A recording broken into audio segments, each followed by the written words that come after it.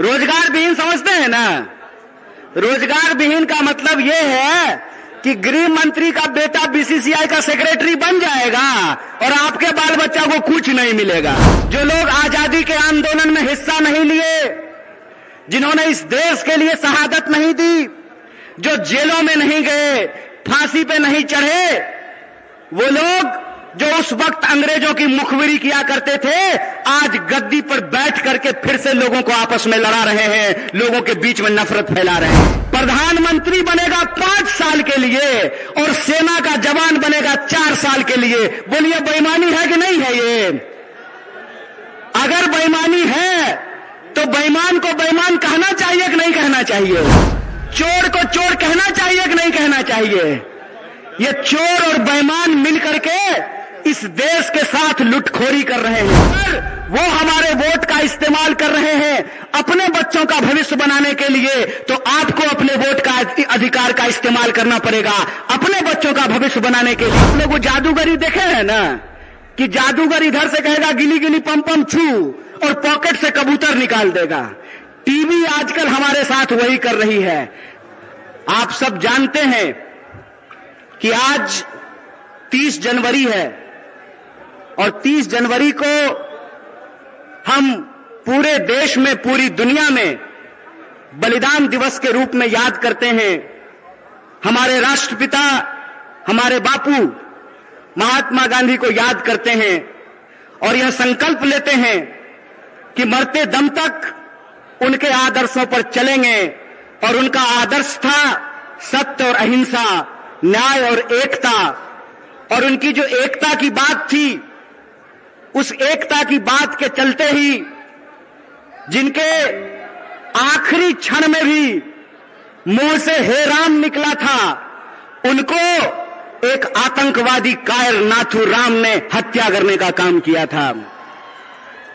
यह आज हम सब लोगों को समझना पड़ेगा कि आज हमारे देश में जिस तरीके से नफरत का माहौल पैदा किया गया है, जिस तरीके से इंसान को इंसान से लड़ाया जा रहा है, यही साजिश किसी जमाने में अंग्रेज किया करते थे। अंग्रेज भारत के लोगों को आपस में लड़ाते थे, हिंदू मुसलमान करवाते थे, मंदिर मस्जिद करवाते थे और फूट डाल करके हमारे ऊपर 200 साल तक राज किया था। एक बार फिर से जो लोग आजादी के आंदोलन में हिस्सा नहीं लिए, जिन्होंने इस देश के लिए शहादत नहीं दी, जो जेलों में नहीं गए, फांसी पे नहीं चढ़े, वो लोग जो उस वक्त अंग्रेजों की मुखबिरी किया करते थे, आज गद्दी पर बैठ करके फिर से लोगों को आपस में लड़ा रहे हैं, लोगों के बीच में नफरत फैला रहे हैं। बोलिए ऐसा है कि नहीं है? नफरत फैल रहा है ना? कौन फैला रहा है?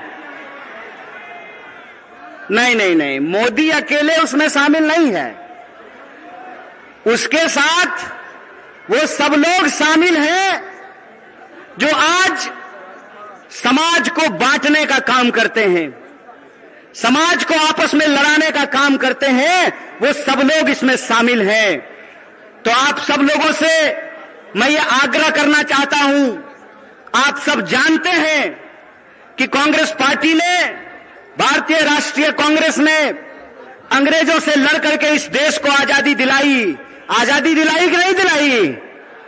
देश आजाद है ना? कौन आजाद कराया देश को?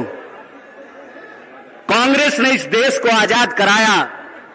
और आज एक बार फिर से जब देश में नफरत फैल रही है, उस नफरत के खिलाफ हमारे नेता श्री राहुल गांधी ने कन्याकुमारी से लेकर के कश्मीर तक पैदल चले वो, और उन्होंने कहा कि डरने की जरूरत नहीं है, डरो मत।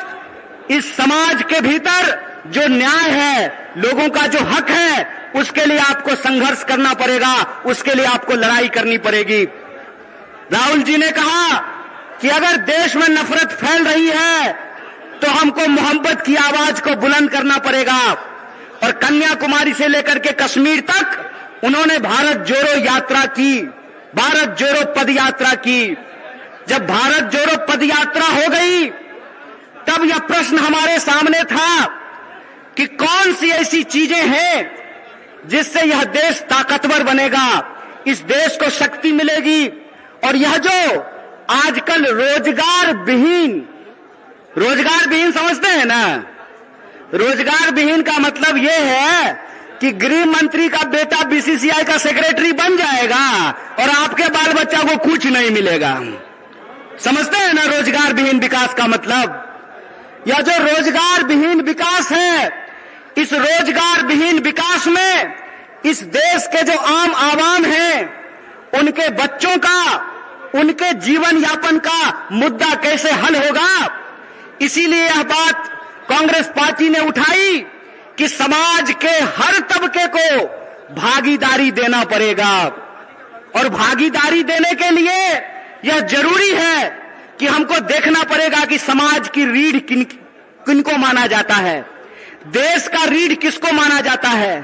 आप सब जानते हैं कि भारत दुनिया का सबसे युवा राष्ट्र है, भारत सबसे युवा राष्ट्र है, लेकिन इस देश के युवाओं के साथ अभी यह हो रहा है कि आप पढ़ाई करते हैं, दिन रात तैयारी करते हैं, लेकिन जब नौकरी की बारी आती है तो नौकरी नहीं मिलता है। जब एग्जाम होता है तो प्रश्न पत्र लीक हो जाता है और पैसा लेकर के, घूस लेकर के सीट बेच दिया जाता है। बोलिए, युवाओं के साथ बेईमानी हो रही है कि नहीं हो रही है? चूंकि हमारे माँ बाप किसान हैं, चूंकि हमारे माँ बाप शिक्षक हैं, हमारे माँ बाप साधारण परिवार के लोग हैं, साधारण इनकम के लोग हैं, तो हमारे भविष्य के बारे में कोई नहीं सोचता है। बताइए, नेता का बेटा नेता बनेगा, मंत्री का बेटा मंत्री बनेगा, डीएम साहब का बेटा डीएम बनेगा, डॉक्टर साहब का बेटा डॉक्टर बनेगा, लेकिन किसान का बच्चा किसान नहीं बनना चाहता है। बोलिए, किसान का बच्चा किसान बनना चाहता है? क्यों नहीं बनना चाहता है? इसलिए नहीं बनना चाहता है कि इस देश की हकीकत यह है कि हर घंटे 2 किसान आत्महत्या करते हैं, हर घंटे एक नौजवान आत्महत्या करता है, हर मिनट किसी महिला के साथ कोई ना कोई अपराध होता है। आए दिन हमको यह सुनने को मिलता है कि जो शोषित पीड़ित वर्ग के लोग हैं, उनके ऊपर लगातार हमले होते हैं, उनका अधिकार छीना जाता है। देश की इस परिस्थिति को देखते हुए, जब बेरोजगारी 45 साल में सबसे ज्यादा है, महंगाई आसमान छू रहा है। आप लोगों को याद था ना, पहले पेट्रोल कितना में मिलता था? पहले पेट्रोल कितना में मिलता था? 50 रुपया में। अब कितना में मिलता है? 100 रुपया में। महंगाई बढ़ी है कि नहीं बढ़ी है? सरसों का तेल पहले कितना में मिलता था? 80 रुपए किलो। अब कैसे मिलता है? 200 रुपये किलो। बोलिए, महंगाई बढ़ी है कि नहीं बढ़ी है? जिस तरह से महंगाई बढ़ रही है, किसानों की आत्महत्या हो रही है, जवानों की आत्महत्या हो रही है, महिलाओं के ऊपर अत्याचार हो रहा है, बेकारी 45 साल में सबसे ज्यादा है, तब इस देश के नौजवानों को, बिहार के नौजवानों को यह सोचना पड़ेगा कि उनका भविष्य क्या है। आप सोचिए कि अगर इस देश के नेता चाहते हैं कि उनके बाल बच्चों का भविष्य बना रहे, तो इस देश के किसानों को, इस देश के गरीबों को भी यह सोचना पड़ेगा कि उनके बाल बच्चों का भविष्य कैसे बना रहेगा। इसीलिए इस देश की परिस्थिति को देखते हुए हमारी पार्टी भारतीय राष्ट्रीय कांग्रेस ने और हमारे नेता राहुल गांधी ने यह तय किया है कि हम भारत जोड़ो न्याय यात्रा की शुरुआत करेंगे। और यह जो भारत जोड़ो न्याय यात्रा है, ये मणिपुर से चल करके बिहार की महान भूमि पे पहुंची है। बोलिए, बिहार महान है कि नहीं है? लेकिन आजकल बिहार को बदनाम भी कर दिया गया है।